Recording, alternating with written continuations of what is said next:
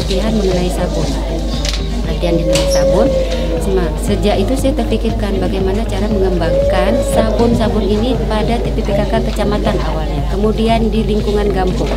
Karena kita ketahui bersama bahwa ini kan memang yang paling dibutuhkan.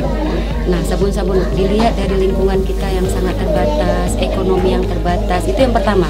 Paling tidak bisa digunakan untuk rumah tangga masing-masing.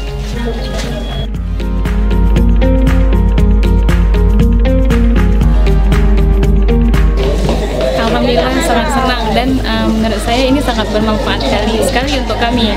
Kami kan masih muda, dengan adanya pelatihan ini kami jadi punya inovatif untuk ke depan. Jadi punya inspirasi untuk ke depan, ingin buka usaha ataupun ingin menghemat sabun-sabun yang ada di rumah. Jadi bisa di stok di rumah.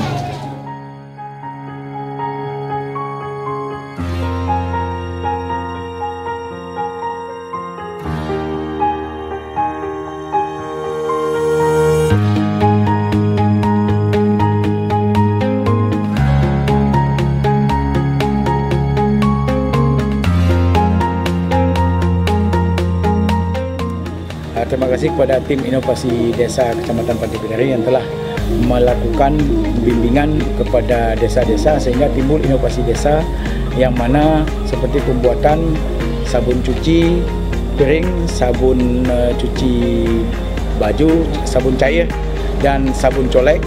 Nah, ini di mana didapatkan pelatihan oleh masyarakat desa Matan Perlak sehingga keuntungan yang didapat oleh desa Matan Perlak itu di mana bisa menghemat biaya sabun yang konvensional yang digunakan dengan iklan-iklan dan bermacam kemasan sehingga harganya menjadi lebih mahal. Dengan pembuatan secara manual atau dengan yang sederhana, biayanya lebih bisa diirit hingga sampai 5-6 kali lipat daripada harga konvensional yang ada di pasar.